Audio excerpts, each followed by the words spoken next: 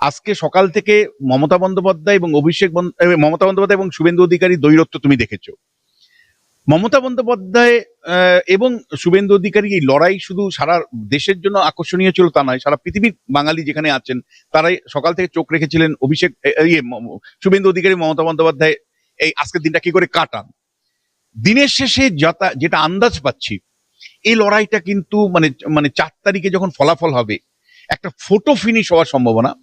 এখানেও কিন্তু exit pole যারা করছেন তাদের মানে প্রায় ৬০% শুভেন্দু অধিকারীকে এগিয়ে রাখছেন এবং তারা মনে করছেন যে ১৯৫৬ ভোটের নন্দীগ্রামে শুভেন্দু হারিয়েছিল মমতা বন্দ্যোপাধ্যায়কে, এখানে হয়তো তার থেকেও কম ভোট, হয়তো ৪০০-৫০০ ভোটের ব্যবধান হতে পারে দুটো দলের মধ্যে। মমতা বন্দ্যোপাধ্যায় জিতলেও ওরকম, আর শুভেন্দু অধিকারী জিতলেও ওরকম।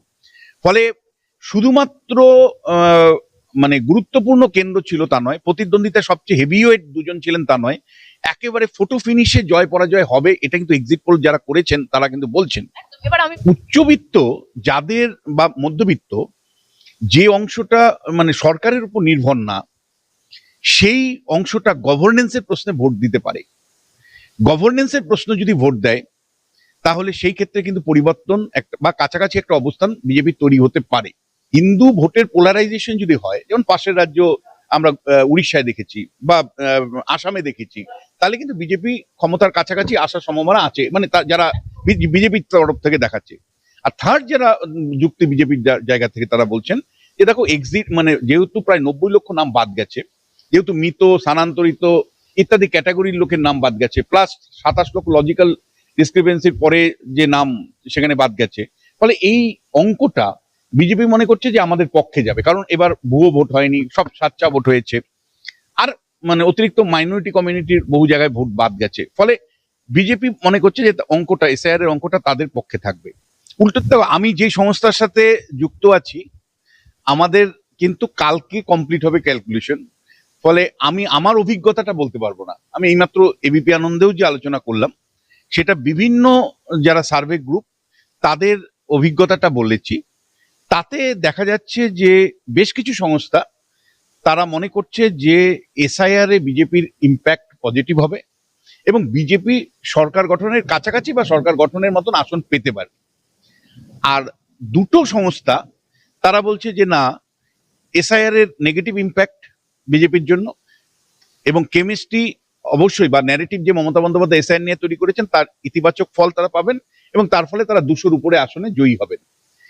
এখন যেটা তোমায় আমি বলছি যে এই বিপুল পরিমাণে ভোটার যারা ভোট দিলেন, এই ভোটার অতিরিক্ত যারা ভোট দিলেন, এই ভোটারদের মধ্যে একটা বড় অংশ কিন্তু মধ্যবিত্ত এবং উচ্চবিত্ত আছে। কলকাতা শহরেই প্রচুর উচ্চবিত্ত এবার ভোট দিয়েছে, যেটা ১১ সালেও দেয়নি, উত্তর কলকাতায় বিশেষ করে সব জায়গাতেই। ফলে উচ্চবিত্ত যাদের বা মধ্যবিত্ত যে অংশটা মানে সরকারের উপর নির্ভর না, সেই অংশটা গভর্নেন্সের প্রশ্নে ভোট দিতে পারে। গভর্নেন্সের প্রশ্ন যদি ভোট দেয় তাহলে সেই ক্ষেত্রে কিন্তু পরিবর্তন একটা বা কাছাকাছি একটা অবস্থান বিজেপি তৈরি হতে পারে, যেটা এক্সিট পোলগুলো দেখাচ্ছে। মানে বেশিরভাগ এক্সিট পোল দেখাচ্ছে বিজেপি ক্ষমতায় আসতে পারে। তাহলে মানে উচ্চবিত্ত এবং মধ্যবিত্ত তারা যখন বড় পরিমাণে ভোট দেন তাদের মাধ্যমে একটা পরিবর্তন আসতে পারে। এবং একই সাথে আমরা ধরো এতদিন মুসলিম ভোটের পোলারাইজেশন দেখেছি, কিন্তু বিরাট সংখ্যক হিন্দুরা এবার ভোট দিয়েছেন না। মুসলিমদের সাথে সাধারণত হিন্দুদের ভোটের পার্সেন্টেজ একটা বড় পার্থক্য থাকতো, যার জন্য দেখবে বিজেপি নেতারাও হিন্দুদের উদ্দেশ্যে বলতো মুসলমানরা যখন ভোট দেয় আপনারা তখন ঘুমিয়ে থাকেন। ফলে এবার বিরাট সংখ্যক হিন্দুরাও ভোট দিয়েছে এবং হিন্দু মুসলিম সমান পরিমাণে ভোট দিয়েছে। তাহলে হিন্দু ভোটের পোলারাইজেশন যদি হয়, যেমন পাশের রাজ্য আমরা উড়িষ্যায় দেখেছি বা আসামে দেখেছি, তাহলে কিন্তু বিজেপি ক্ষমতার কাছাকাছি আসার সম্ভাবনা আছে, মানে যারা বিজেপির তরফ থেকে দেখাচ্ছে। আর থার্ড যারা যুক্তি বিজেপির জায়গা থেকে তারা বলছেন যে দেখো এক্সিট মানে যেহেতু প্রায় ৯০ লক্ষ নাম বাদ গেছে, যেহেতু মৃত স্থানান্তরিত ইত্যাদি ক্যাটাগরির লোকের নাম বাদ গেছে, প্লাস ২৭ লক্ষ লজিক্যাল ডিসক্রিপেন্সির পরে যে নাম সেখানে বাদ গেছে, ফলে এই অঙ্কটা বিজেপি মনে করছে যে আমাদের পক্ষে যাবে, কারণ এবার ভুয়ো ভোট হয়নি, সব সাচ্চা ভোট হয়েছে, আর মানে অতিরিক্ত মাইনরিটি কমিউনিটির বহু জায়গায় ভোট বাদ গেছে। ফলে বিজেপি মনে করছে যে অঙ্কটা এসআইআর এর অঙ্কটা তাদের পক্ষে থাকবে।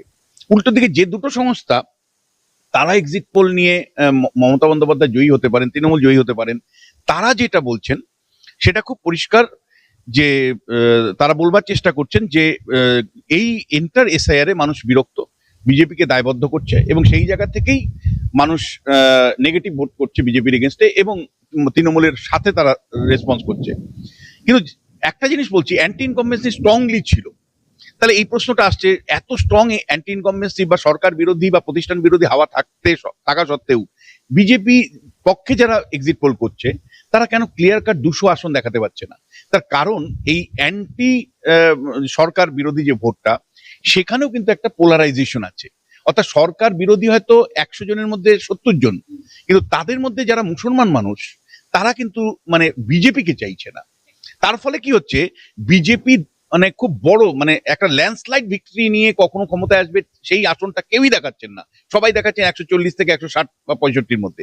অন্যদিকে তৃণমূল কংগ্রেসের পক্ষে যারা দুটো সংস্থা দেখাচ্ছেন তারা কিন্তু 200-র বেশি দেখাচ্ছেন, কারণ যেহেতু বিজেপি 65-র মধ্যে পরীক্ষা দিয়ে তাকে আসন জয়ী হতে হবে, আর মমতা বন্দ্যোপাধ্যায়ের ক্ষেত্রে 100% আসনে প্রতিদ্বন্দ্বিতা করে তাকে জয়ী হতে হবে। কারণ তুমি জানো যে প্রায় 74টা বিধানসভা কেন্দ্র আছে যেখানে সংখ্যালঘু মুসলিমরা প্রায় 40% থেকে 80%-র মধ্যে।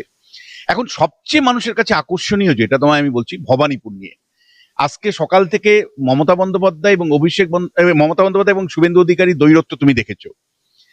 মমতা বন্দ্যোপাধ্যায় এবং শুভেন্দু অধিকারী এই লড়াই শুধু সারা দেশের জন্য আকর্ষণীয় ছিল তা নয়, সারা পৃথিবীর বাঙালি যেখানে আছেন তারাই সকাল থেকে চোখ রেখেছিলেন শুভেন্দু অধিকারী মমতা বন্দ্যোপাধ্যায় এই আজকের দিনটা কি করে কাটান।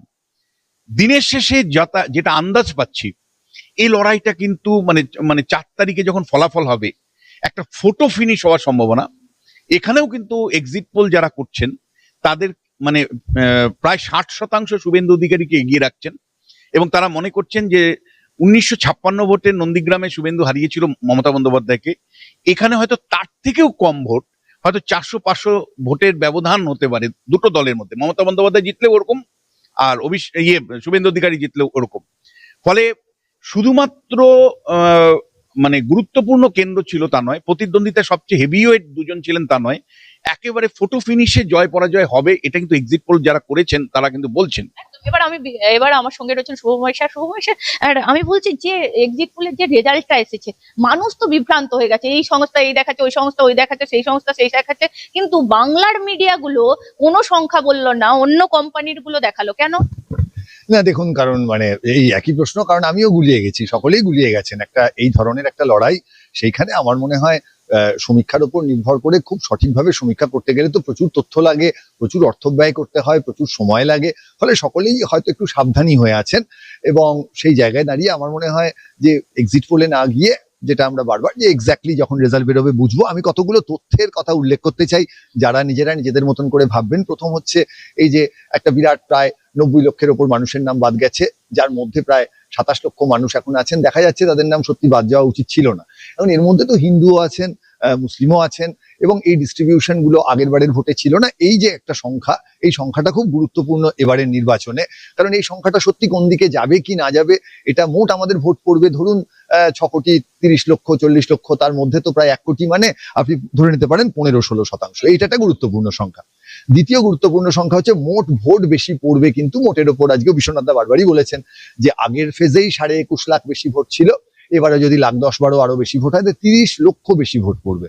তাহলে 30 লক্ষ বেশি ভোট পড়বে আবার ওই 6-6.5 কোটি ভোটের মধ্যে, এটা একটা বিরাট সংখ্যা। আর তৃতীয় হচ্ছে সবকটি বুথ ফেরত সমীক্ষাতেই যেটা বলছে 14-16% ভোট তৃতীয় পক্ষ পাবে, এই সংখ্যাটাও প্রায় 1 কোটির কাছাকাছি। তাহলে এই যে বড় বড় তিনটে সংখ্যা, একটা হচ্ছে 90-91 লক্ষ, যার মধ্যে 27 লক্ষ নিয়ে এখনো সন্দেহ আছে, একটা হচ্ছে 1 কোটি যেটা তৃতীয় পক্ষের ভোট, আর একটা হচ্ছে অতিরিক্ত ভোট যেটা বললো প্রায় 30-35 লক্ষ ভোট। এই তিনটে যদি আপনি ভাবেন, তাহলে প্রতিটি কেন্দ্রে কিন্তু একেবারে 30-40-50 হাজার ভোট, যেগুলো সম্পর্কে কোনো এস্টিমেট আমাদের কাছে নেই। সেই মানুষগুলো কি ভেবে ভোট দিলেন, তাদের মন বোঝার চেষ্টা করা, এবং এটা তো একটা ডিস্ট্রিবিউটেড অ্যাডভার্সারিয়াল সিস্টেম, এখানে মানুষের মনের মধ্যে ঢোকা সম্ভব নয়।